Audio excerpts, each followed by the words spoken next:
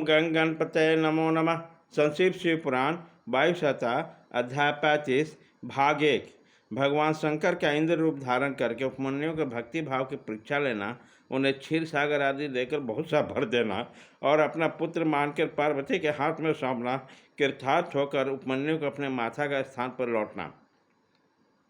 तदंतर भगवान विष्णु का अनुरोध करने पर श्री शिव जी ने पहले इंद्र का रूप धारण करके उपमन्यु के पास जाने का विचार किया। फिर श्वेत रावत पाढ़ुर होकर स्वयं देवराज इंद्र का शरीर ग्रहण करके भगवान सदाशिव देवता, असुर, सिद्ध तथा बड़े बड़े नागों के साथ उपमन्यु मुनि के तपोवन के चले।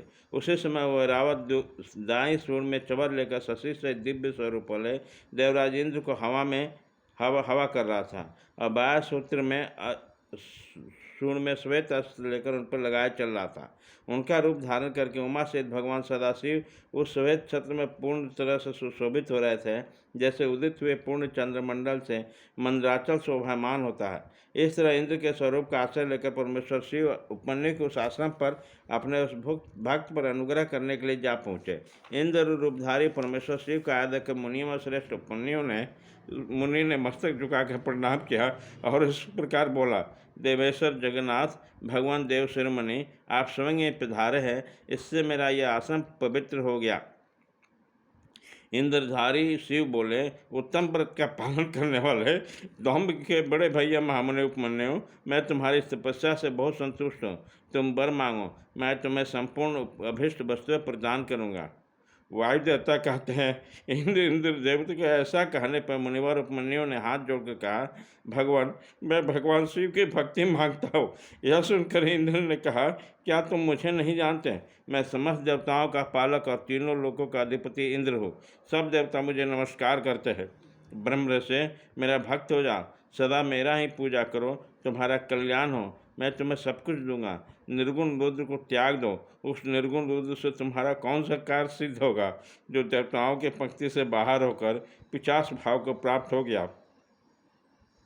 वायु देवता कहते हैं, यह सुनकर 55 मंत्र का जप करने वाले वो मुनि उपमन्यु इंद्र को अपने धर्म में बीट डालने के लिए आया हो जानकर बोले। उपमन्यु ने कहा, यद्यपि तुम भगवान शिव की निंदा में तत्पर हो, तथापि इस प्रसंग में परमात्मा महादेव जी की निर्गुणता बताकर तुमने स्वयं उसका संपूर्ण महत्व स्पष्ट रूप से कर दिया। तुम नहीं जानते, भगवान रुद्र संपूर्ण देवेश्वर के भी देवेश्वर हैं, ब्रह्मा, विष्णु और महेश के भी जनक है तथा प्रकृति से प्रिय हैं। ब्रह्मवादी लोग उन्हीं को सत्य असत, व्यक्त अपक्त तथा नित्य एक और अनेक कहते हैं। अतः मैं उन्हीं से वर मांगूंगा जो युक्तिवाद से परे तथा सांख्य और योग के सारभूत अर्थ का ज्ञान प्रदान करने वाले तत्वज्ञानी पुरुष उत्कृष्ट जानकर जिनकी उपासना करते हैं, उन भगवान शिव से ही मैं वर मांगूंगा। देवाधाम दूध के लिए जो मेरी इच्छा है वह यूं ही रह जाए, परंतु सेवास्त्र के द्वारा तुम्हारा वध करके मैं अपने इस शरीर को त्याग दूंगा। वायु देवता कहते हैं, ऐसा कहकर स्वयं मर जाने की निश्चय करके उपमन्यु दूध की भी इच्छा छोड़कर इंद्र का वध करने के लिए उद्यत हो गए। उसी समय अघोर अस्त्र से अभिमंत्रित घोर भस्म को लेकर मुनि ने इंद्र के उद्देश्य से छोड़ दिया और बड़े जोर से सिंहनाद किया। फिर शंभु के जुगल चरना बिंदु का चिंतन करते हुए वह अपने देह को दग्ध करने के लिए उद्यत हो गए और आग्नेय धारण करके स्थित हो गए। ब्राह्मण उपमन्यु जब इस प्रकार स्थित हो गए तब भगदेवता का नेत्र नाश करने वाले भगवान शिव ने जोगी उपमन्यु की उस धारणा को अपने सौम्यक दृष्टि से रोक दिया। उसके छोड़े हुए अघोरस्त्र को नंदीश्वर की आज्ञा से शिव बल्लभ नंदी ने बीच में ही पकड़ लिया। तत्पश्चात परमेश्वर भगवान शिव ने अपने बालेंद्र शेखर रूप को धारण कर लिया और बालक उपमन्यु को उसे दिखाया। इतना ही नहीं, उन प्रभु ने उन मुनियों को सहस्रों क्षीर सागर, सुधा सागर, दधी आदि के सागर, घृत के समुद्र, फल संबंधी रस के समुद्र तथा भक्ष भोजन पहाड़ों के समुद्र का दर्शन कराया और पुओं के पहाड़ खड़ा करके दिखा दिया। इस तरह देवी पार्वती के साथ महादेव जी भी वहाँ वृषभ आरूढ़ दिखाई दिए। वे अपने गणाध्यक्षों तथा त्रिशूल आदि दिव्यास्त्रों से घिरे हुए थे। देवलोक में दुदंबियाँ बनने लगी, आकाश से फूलों की वर्षा होने लगी तथा विष्णु, ब्रह्मा और इंद्र आदि देवता दसों दिशाओं से आच्छादित हो गए। उसी समय उपमन्यु आनंद सागर की लहरों से घिरे हुए थे वे भक्ति विनम्र चित्त से पृथ्वी पर दंड की भांति पड़ गए। उसी समय वो मुस्कुराते हुए भगवान शिव ने यहाँ आओ यहाँ आओ कहकर उन्हें बुलाया और उनका मस्तक सुनकर अनेक वर दिए। शिव बोले, बस तुम अपने भाई बंधुओं को सदा इच्छानुसार भक्ष्य भोज्य पदार्थों का उपभोग करो, दुख से छुटकर सर्वथा सुखी रहो, तुम्हारे हृदय में मेरे प्रति भक्ति सदा बने रहे। महाभाग उपमन्यु, ये पार्वती देवी तुम्हारी माता है। आज मैंने तुम्हें अपना पुत्र बना लिया और तुम्हारे लिए क्षीर सागर प्रदान किया। केवल दूध का ही नहीं, मधु, दही, अन्न, घी, भात तथा फल आदि के रस का भी समुद्र तुम्हें दे दिया। ये पुओं का पहाड़ तथा भक्ष्य भोजन के पदार्थों के सागर मैंने तुम्हें समर्पित कर दिया।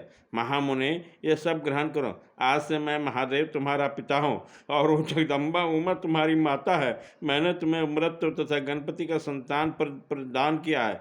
अब तुम्हारे मन में जो दूसरे दूसरे अभिलाषा हो उन सबको तुम बड़ी प्रशंसा के साथ वर के रूप में मांगो। मैं संतुष्ट हूँ, इसलिए सब दूंगा। इस विषय में कोई अन्यथा विचार नहीं करना चाहिए। वायुदेव जी कहते हैं, ऐसा कहकर महादेव जी ने उनके दोनों हाथों को पकड़कर हृदय में लगा लिया और मस्तक सुनकर यह कहते हुए देवी को गोद में दे दिया कि यह तुम्हारा पुत्र है।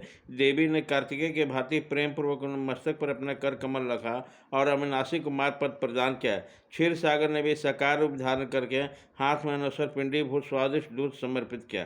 तत्पश्चात पार्वती देवी ने संतुष्ट होकर जोगजनित ऐश्वर्य, सदा संतोष, अभिनाशी ब्रह्म विद्या और उत्तम समृद्धि प्रदान किया।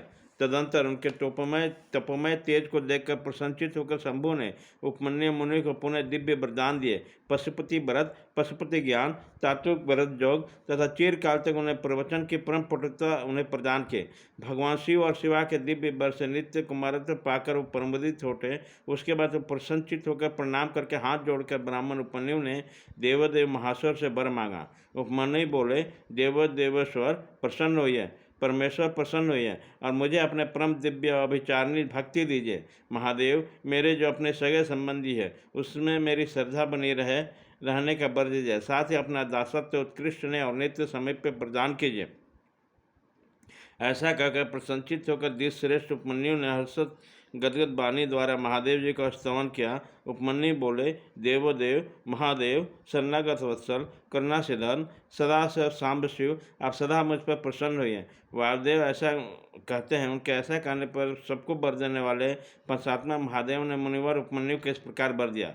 शिव बोले, बस उपमन्यु, मैं तुम पर संतुष्ट हूँ, इसीलिए मैंने तुम्हें सब कुछ दे दिया। ब्रह्मन, तुम मेरे सुदृढ़ भक्त हो, क्योंकि इस विषय में मैंने तुम्हारी परीक्षा ले ली है। तुम अजर, अमर, दुख रहित, यशस्वी, तेजस्वी और दिव्य ज्ञान से संपन्न हो। द्विज श्रेष्ठ, तुम्हारे बंधु बांधव, कुल तथा गोत्र सदा अच्छे रहेंगे। मेरे प्रति तुम्हारी भक्ति सदा बनी रहेगी। विप्रवर, मैं तुम्हारे आश्रम में नित्य निवास करूँगा, तुम मेरे पास आनंद विचरोगे। ऐसा कहकर उपमन्यु का अभिष्ट वर देकर करोड़ों सूर्य के समान तेजस्वी भगवान महेश्वर वहीं अंतर ध्यान हो गए। उन श्रेष्ठ परमेश्वर का उत्तम बार पाकर उपमन्यु का हृदय प्रसन्नता से खिल उठा। उन्होंने बहुत सुख से मिले और अपनी जन्मदायिनी माता के स्थान पर चले गए। अध्याय 35 भाग खत्म। वायु संहिता पूर्व खंड संपूर्ण।